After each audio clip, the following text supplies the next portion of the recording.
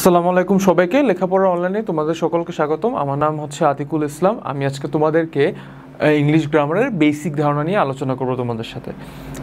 So আজ আমরা আমাদের আগের ক্লাসে আমরা প্রোনাউন নিয়ে আলোচনা শুরু করেছিলাম, যেখানে আমি তোমাদেরকে প্রোনাউনের ক্লাসিফিকেশন নিয়ে বোঝানোর চেষ্টা করেছি।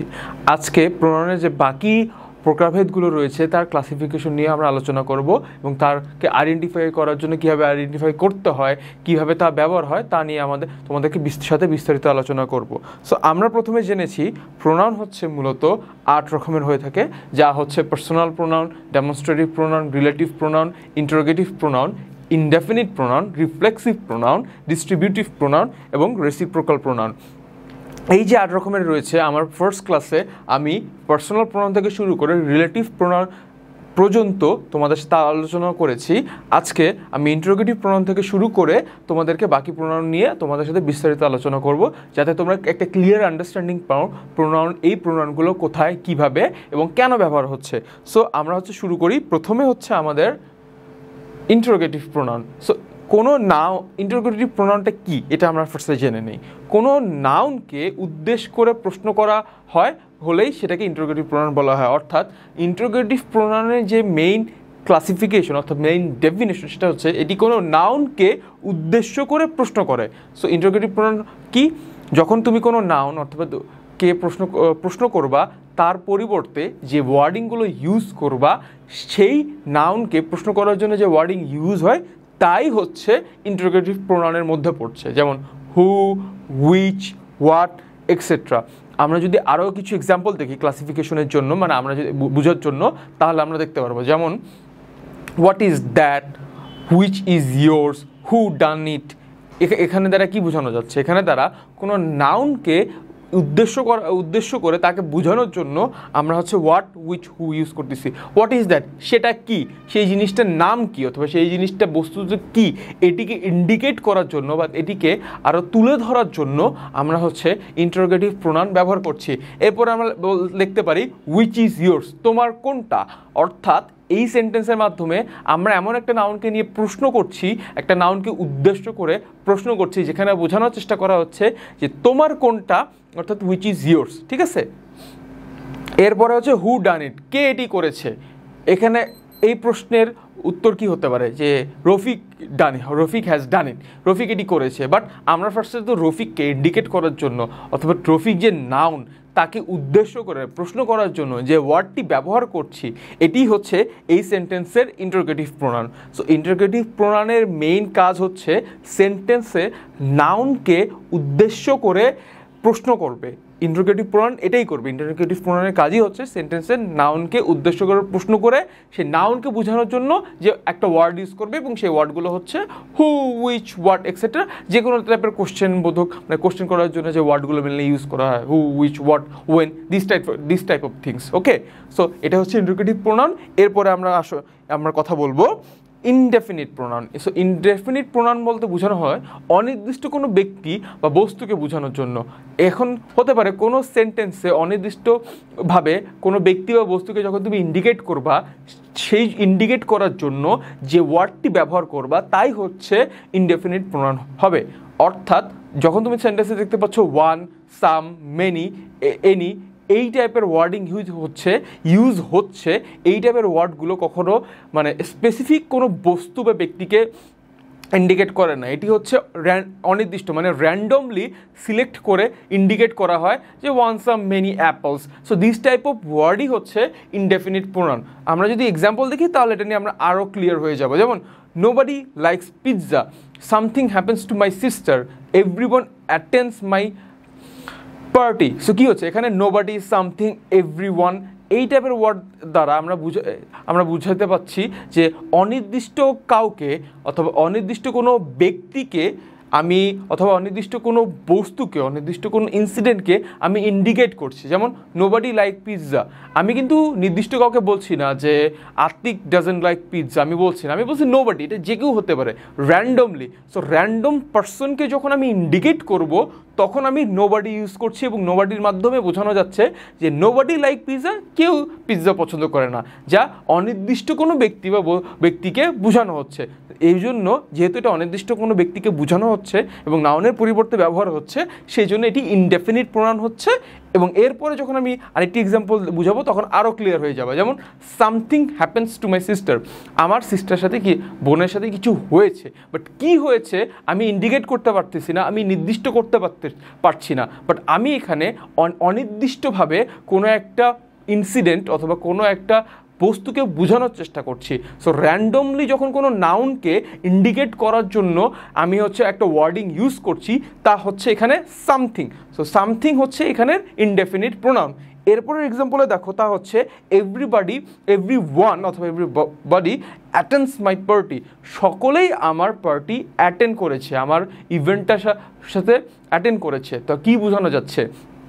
আমি এখানে এমন একটি পার্সনকে নিয়ে আর কথা আমরা র্যান্ডমলি অথবা অনির্দিষ্ট মানুষ একক একটা সংগঠন অথবা আমরা এখানে অনির্দিষ্ট কিছু ব্যক্তিকে নিয়ে বোঝানোর চেষ্টা করেছি যারা হচ্ছে র্যান্ডম, বাট সবাই আমার পার্টিতে অ্যাটেন্ড করেছে, তা ইন্ডিকেট করার জন্য এবং সেই জিনিসটাকে তুলে ধরার জন্য আমরা লিখেছি এভরিবডি অ্যাটেন্ডস মাই পার্টি।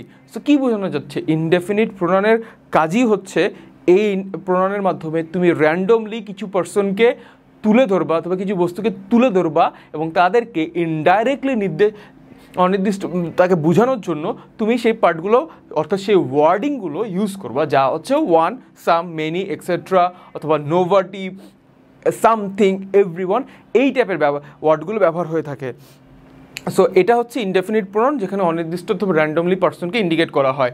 এরপরে আমরা আলোচনা করব আমাদের রিফ্লেক্সিভ প্রোনাউন নিয়ে। সো রিফ্লেক্সিভ প্রোনাউনটি কি, এটা নিয়ে আমরা ফার্স্টে জেনে নিই, দেন আমরা এর ক্লাসিফিকেশন সব কিছু নিয়ে আরও বিস্তারিত বুঝতে পারবো। সো রিফ্লেক্সিভ প্রোনাউন হচ্ছে বাক্যের সাবজেক্ট এবং অবজেক্ট যখন একই হয় তখন সাবজেক্টকে উল্লেখ করার জন্য যেসব প্রোনাউন ব্যবহৃত হয় সেগুলোই রিফ্লেক্সিভ প্রোনাউন। অর্থাৎ তুমি দেখবা মাঝে মাঝে বাক্যের সাবজেক্ট এবং অবজেক্ট সেম ওয়ার্ডিং ইউজ হচ্ছে এবং তাদেরকে অর্থাৎ সেই সাবজেক্ট এবং সাবজেক্টকে তখন উল্লেখ করার জন্য আমি যে প্রোনাউনটি ব্যবহার করব তাই হচ্ছে রিফ্লেক্সিভ প্রোনাউন। যেমন হারসেলফ, মাইসেলফ।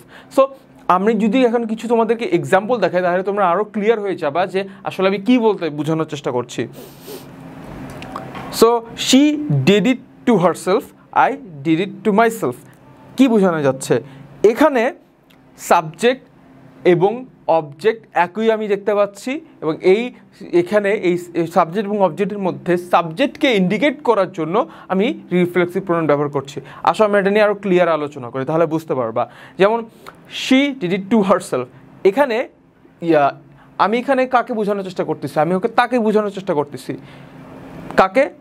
যে তার সাথে এটি করেছে, শি, এবং শি হচ্ছে এখানে প্রোনাউন, বাট আমি এখানে সাবজেক্টকে সে মানে শি হচ্ছে সাবজেক্ট, সে কি করেছে? তার সাথে করেছে, বাট কি করেছে উই ডোন্ট নো, বাট আমরা জানি সে কিছু করেছে। সো সেন্টেন্সের সাবজেক্ট কি? সেন্টেন্সের সাবজেক্ট হচ্ছে যে কাজটি করে থাকে এবং অবজেক্ট হচ্ছে যে কাজটি রিসিভ করে থাকে। সো এখানে আমি সাবজেক্ট কাকে খুঁজে পাচ্ছি? সাবজেক্ট খুঁজে পাচ্ছি শি, যেহেতু সে কাজটি করেছে এবং সে সাথে কিছু করেছে যা হচ্ছে অবজেক্ট। সো আমি দেখতে পাচ্ছি এই সেন্টেন্সে সাবজেক্ট এবং অবজেক্ট সেম, বাট আমি সাবজেক্টকে যখন ইন্ডিকেট করব সেই সাবজেক্টকে ইন্ডিকেট করার জন্য আমি তুলে ধরছি হারসেলফ, এবং এখানে এটি বোঝানো যাচ্ছে যে সাবজেক্ট অবজেক্টের ক্ষেত্রে আমি সবসময় সাবজেক্টকে ইন্ডিকেট করবো এবং তাকে বোঝানোর জন্য এটি ব্যবহার করব। সো এরপরে সেন্টেন্সে দেখবা যে এই সেন্টেন্সে সাবজেক্ট এবং অবজেক্ট সেম, এবং এই সাবজেক্ট অবজেক্ট সেম থাকার কারণে আমরা এখানে সাবজেক্টকে তুলে ধরার জন্য আমরা হচ্ছে রিফ্লেক্সিভ প্রোনাউন ব্যবহার করেছি। যেমন I did it to myself, আমি হচ্ছে আমাকে নিয়ে কথা বলছি, আই যেটা হচ্ছে সাবজেক্ট, আমি কাজটি করেছি, which is a subject, did it to myself, নিজে কাজটি করেছি, আমি আমার সাথে কাজটি করেছি। বাট তাহলে কি হচ্ছে? সাবজেক্ট হচ্ছে আমি এবং রিসিভারও হচ্ছে আমি, মানে সাবজেক্ট হচ্ছে আমি, অবজেক্টও হচ্ছে আমি, কারণ সেন্টেন্সে ডুয়ার অফ দি অ্যাকশন মানে যে কাজটি করে সেও সাবজেক্ট এবং যে কাজটি রিসিভ করেছে সেও সাবজেক্ট। সো যেহেতু সাবজেক্ট এবং অবজেক্ট একই, এই ক্ষেত্রে সাবজেক্টকে বোঝানোর জন্য আমি এখন রিফ্লেক্সিভ প্রোনাউন যে ওয়ার্ডিংটি রয়েছে মাইসেলফ এই ওয়ার্ডটি ইউজ করছি। তাহলে রিফ্লেক্সিভ প্রোনাউনের যে মেইন বৈশিষ্ট্য তা হচ্ছে এরকম কিছু সাবজেক্ট এবং অবজেক্ট, একই সাবজেক্ট এবং অবজেক্ট খুঁজে পাবা এবং সেই সাবজেক্ট এবং অবজেক্টকে ইন্ডিকেট করার জন্য যে ওয়ার্ডিংটি আমি ব্যবহার করতে পারবো তাই হচ্ছে রিফ্লেক্সিভ প্রোনাউনের আন্ডারে পড়ছে, যা হচ্ছে এখানে মাইসেলফ হচ্ছে অথবা হারসেলফ হচ্ছে। সো এই টাইপের কিছু ওয়ার্ডিং দেখে আমরা দেখতে পারবো যে সেন্টেন্সে সাবজেক্ট এবং অবজেক্টকে একই থাকলে তাকে ইন্ডিকেট করার জন্য কোন টাইপের প্রোনাউন ব্যবহার করা হয় এবং যে টাইপের প্রোনাউন ব্যবহার করা হয় তাই হচ্ছে রিফ্লেক্সিভ প্রোনাউন। সো এরপরে আমরা যাই হচ্ছে distributive pronoun. So distributive pronoun হচ্ছে সেই টাইপের প্রোনাউন যা যখন একটা সেন্টেন্সে একাধিক নাউনকে আলাদাভাবে নির্দেশ করে।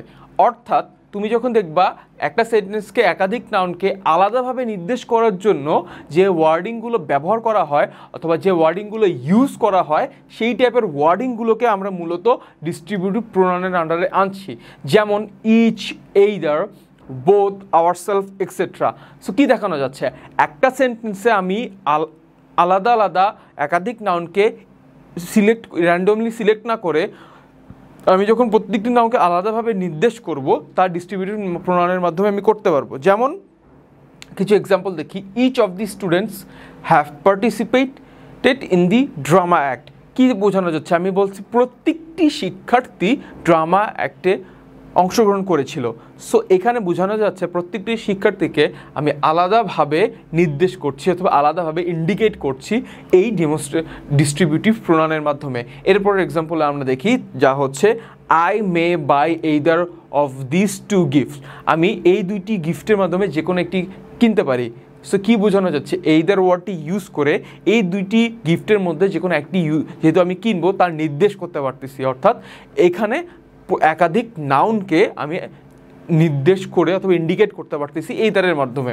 তারপরে neither of them place well, তাদের মধ্যে কেউ ভালো খেলে না। এখানে একাধিক যে নাউন রয়েছে তাদেরকে নির্দেশ করার জন্য আমি নেইদার কথাটি ইউজ করেছি। অর্থাৎ আমি আমার এক্সাম্পলের মাধ্যমে তোমাদের কি বুঝিয়েছি, ইচ, এইদার, নেইদার অথবা বোথ, আওয়ারসেলফ এই টাইপের ওয়ার্ডগুলো তুমি যখন সেন্টেন্সে ইউজ করবা তখন সেন্টেন্সে একাধিক যে এক্সট্রা নাউনগুলো রয়েছে তাদেরকে আলাদাভাবে তুমি ইন্ডিকেট করতে পারছো এবং এই আলাদাভাবে ইন্ডিকেশনে বোঝানো যাচ্ছে এটি হচ্ছে ডিস্ট্রিবিউটিভ প্রোনাউনের মধ্যে পড়ছে। সো এরপরে আমরা আলোচনা করব রেসিপ্রোকাল প্রোনাউন নিয়ে। রেসিপ্রোকাল প্রোনাউন হচ্ছে একাধিক ব্যক্তির মধ্যে যখন পারস্পরিক সম্পর্ক বুঝায় তাই হচ্ছে রেসিপ্রোকাল প্রোনাউন। অর্থাৎ যখন তুমি একাধিক ব্যক্তি বা বস্তুর মধ্যে একটা সম্পর্ক স্থাপন করতে চেষ্টা করবা তখন আমরা যে টাইপের প্রোনাউন ব্যবহার করব তাই হচ্ছে রেসিপ্রোকাল প্রোনাউন। যেমন হু, উইচ, হোয়াট, হুম এই টাইপের ওয়ার্ডগুলো। দেখো আমরা তখন আলোচনা করি এক্সাম্পল নিয়ে, তাহলে আরও ক্লিয়ার হয়ে যাবে। যেমন John and Mary love each other. কী হচ্ছে এখানে, জন এবং ম্যারি একে অপরকে পছন্দ করে। একাধিক ব্যক্তি জন এবং ম্যারি তাদের মধ্যে একটা সম্পর্ক রয়েছে, একটা রিলেশনশিপ রয়েছে। এটা বিল্ড করার জন্য আমরা যে ওয়ার্ডিংটি ইউজ করছি which is each other which is each other এই টাইপের ওয়ার্ডটি। তারপর আমি দেখতে পারি Peter and David hate each other অথবা we gave each other gift. So কী বোঝানো যাচ্ছে, পিটার অ্যান্ড ম্যারি যে ইচ আদারকে হেট করে তাদের মধ্যে একটা রিলেশনশিপ বিল্ড আছে। এই রিলেশনশিপটাকে তুলে ধরার জন্য ইন্ডিকেট করার জন্য ইচ আদার আমরা ওয়ার্ডটি ইউজ করতেছি, যা হচ্ছে রেসিপ্রোকাল প্রোনাউনের মধ্যে পড়ছে।